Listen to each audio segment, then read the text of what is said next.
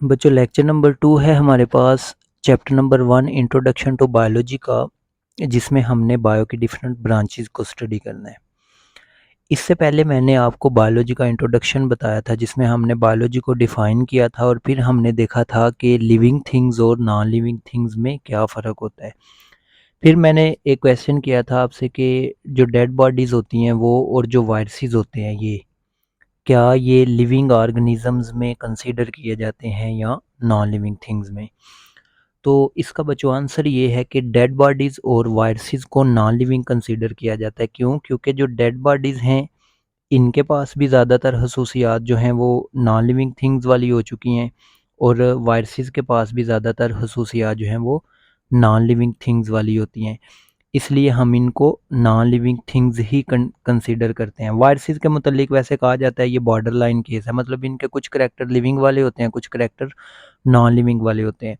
तो मैं आपको इसके चंद करैक्टर जो हैं, बल्कि इन दोनों डेड बॉडीज़ और वायरसेस के कुछ करैक्टर ऐसे बताता हूँ जो लिविंग थिंग्स की तरह हैं, लेकिन ज़्यादातर इनके करैक्टर जो होते हैं वो नॉन लिविंग थिंग्स वाले होते हैं। मसलन डेड बॉडीज़ जो हैं ये मेटाबोलाइज़ नहीं कर सकती, एटीपी नहीं प्रोड्यूस कर सकती, स्टिमुलस को नहीं डिटेक्ट कर सकती, इसके साथ साथ ये होम्योस्टेसिस नहीं मेंटेन रख सकती, इसके अलावा ये ग्रो नहीं कर सकती और ये रिप्रोड्यूस भी नहीं कर सकती।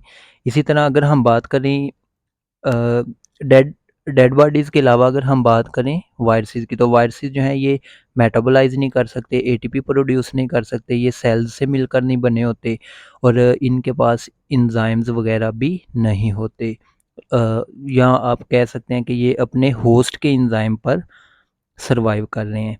तो नेक्स्ट हमारे पास आ जाती हैं जी ब्रांचेस।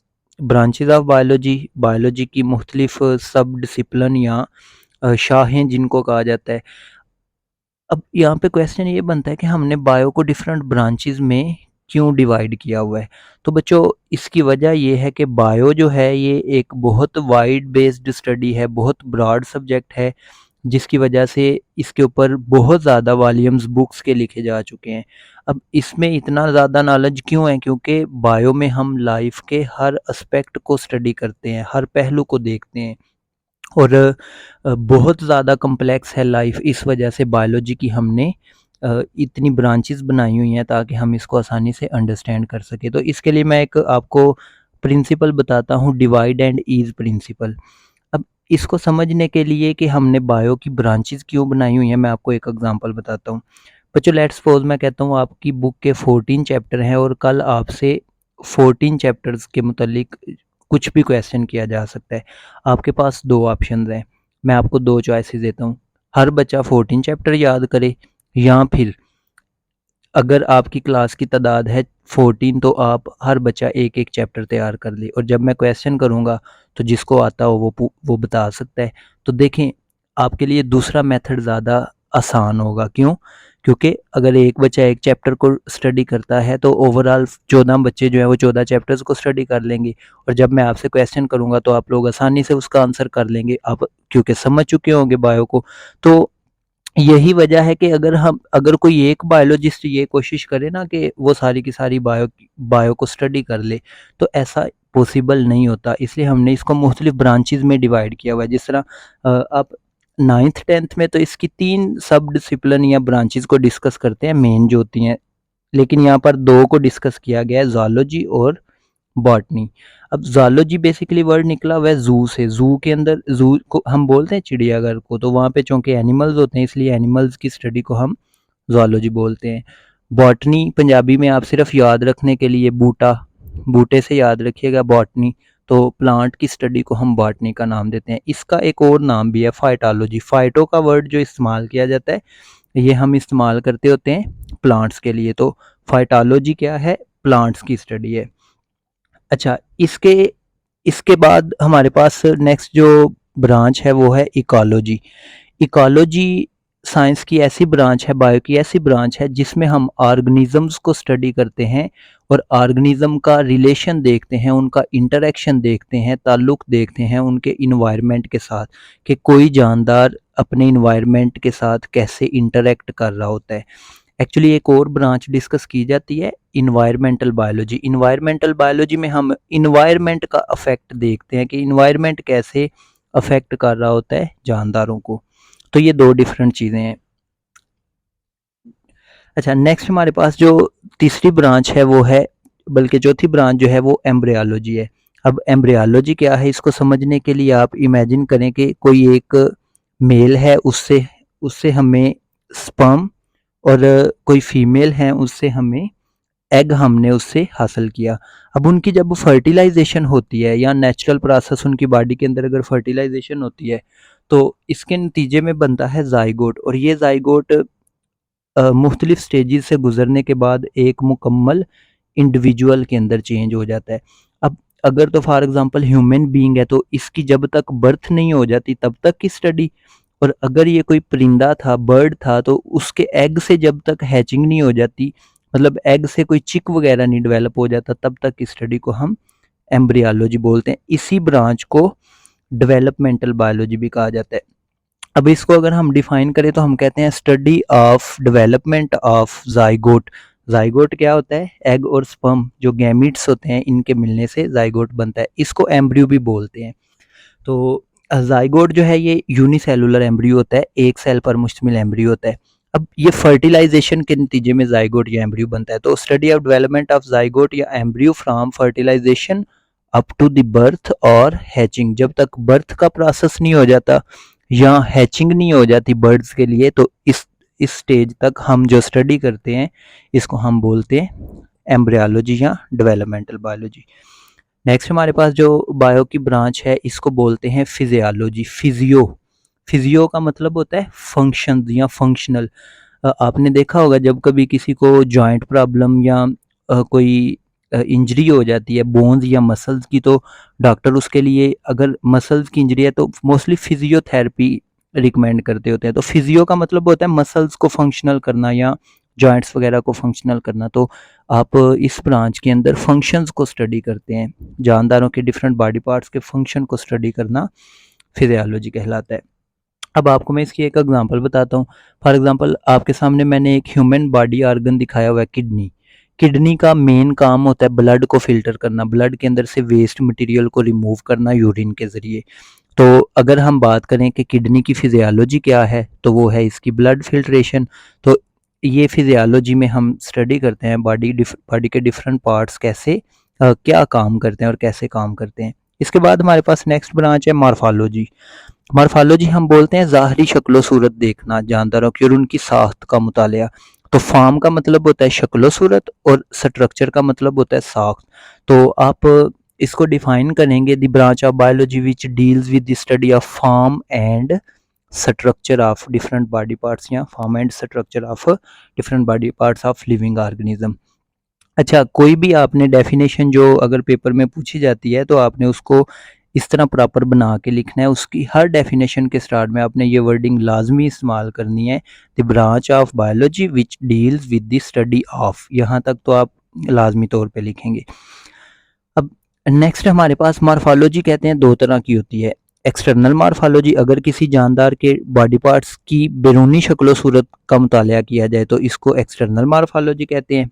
और इंटरनल मॉर्फोलॉजी का मतलब होता है इंटरनल बॉडी पार्ट्स को स्टडी करना। फॉर एग्जांपल अगर आप किडनी को स्टडी करना चाहते हैं तो आपको किडनी नज़र नहीं आएगी जब तक आप बॉडी को कट करके उसको नहीं देखेंगे। तो चूँकि एनाटमी या ग्रॉस एनाटमी जिसमें हम इंटरनल ऑर्गन्स को स्टडी करते हैं, इसमें हमें बॉडी पार्ट्स को कट करना पड़ता है, तो इसी वजह से इसको एनाटमी बोलते हैं। बेसिकली जो टॉम वर्ड है इसका मतलब होता है कट करना। जिस तरह आप पढ़ते हैं केमिस्ट्री के अंदर एटम, बेसिकली ये वर्ड एटॉम, ए का मतलब होता है नॉट, टॉम का मतलब होता है डिविजिबल। तो एटम को एटम इसी वजह से कहते हैं क्योंकि आप इसको डिवाइड नहीं कर सकते। पहले पहले साइंटिस्ट का ये कंसेप्ट था। अच्छा, नेक्स्ट हमारे पास फिर एक और ब्रांच आ जाती है साइटोलॉजी। बेसिकली ये वर्ड साइटोप्लाज्म से निकला हुआ है और इसी को सेल बायोलॉजी भी कहा जाता है।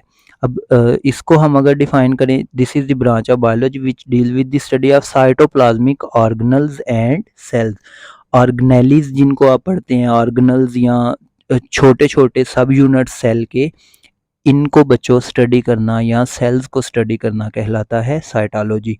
अगर आप इस सेल को, आपके सामने एक सेल दिखाया गया, इसमें डिफरेंट ऑर्गेनल्स हैं, लाइक न्यूक्लियस है, एंडोप्लाज्मिक रेटिकुलम है, माइटोकॉन्ड्रिया है, राइबोसोम है और गोल्जी बॉडीज हैं। इनको साइटोप्लाज्मिक ऑर्गेनल कहा जाता है।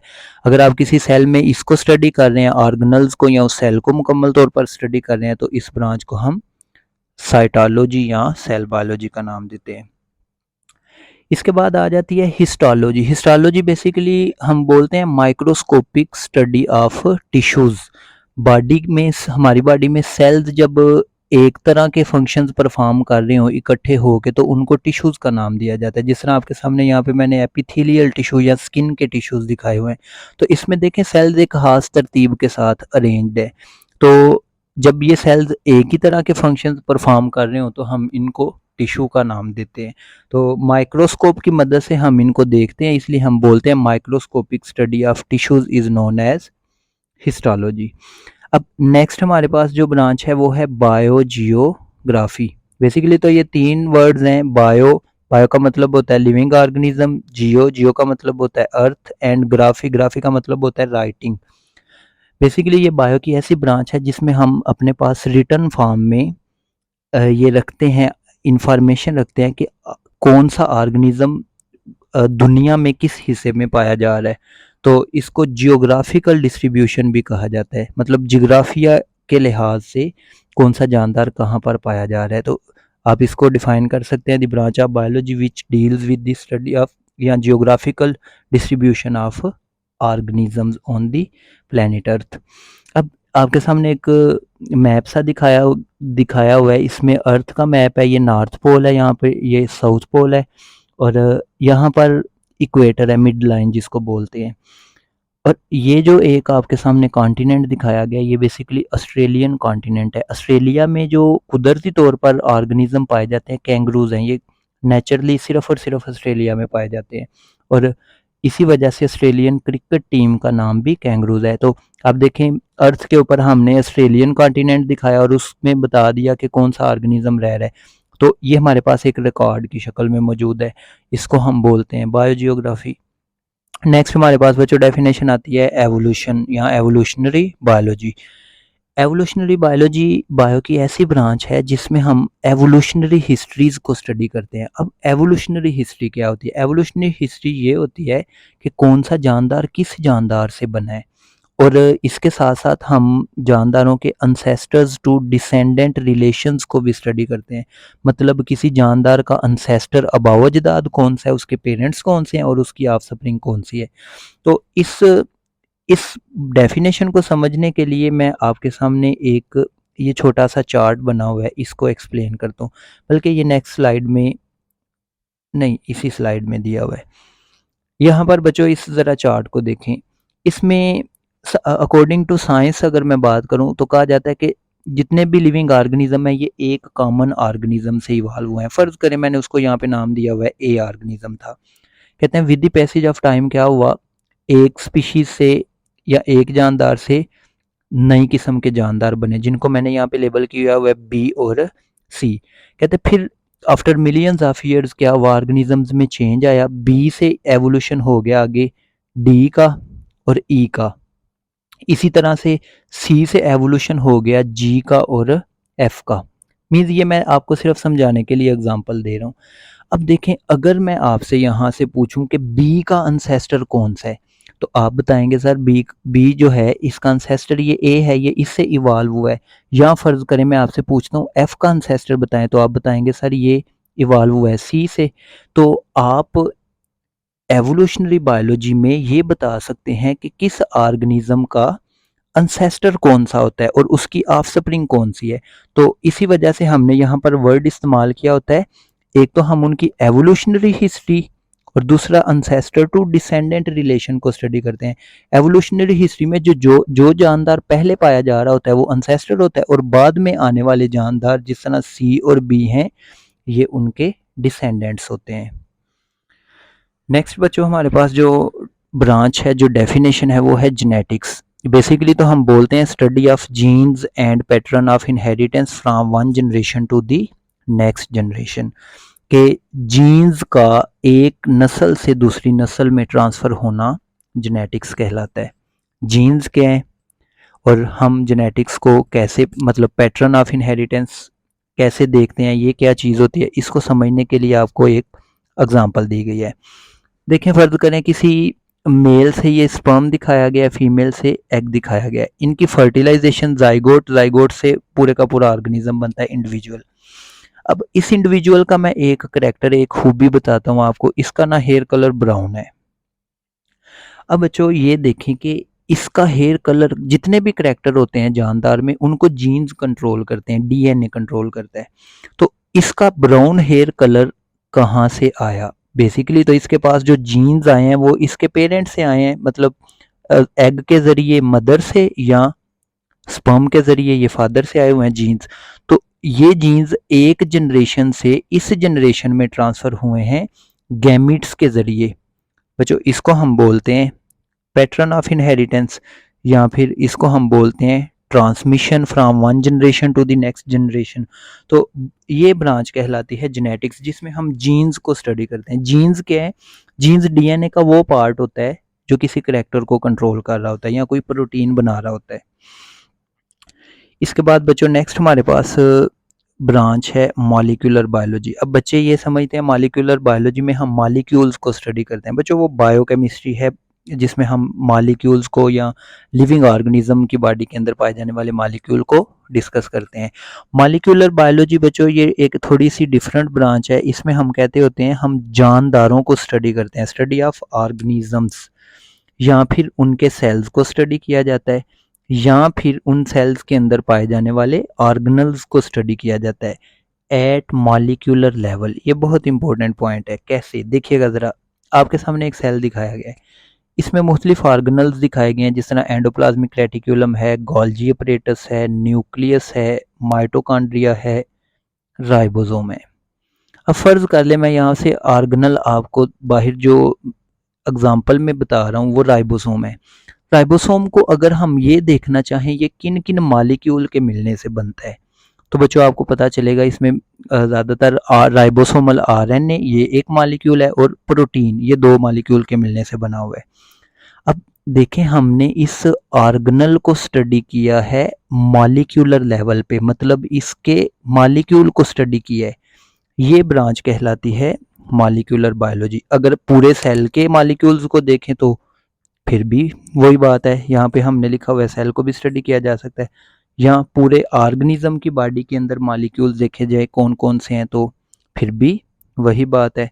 तो ये ब्रांच बच्चों कहलाती है मॉलिक्यूलर बायोलॉजी। इस टॉपिक के रिलेटेड कोई क्वेश्चन हो तो आप मुझसे पूछ सकते हैं।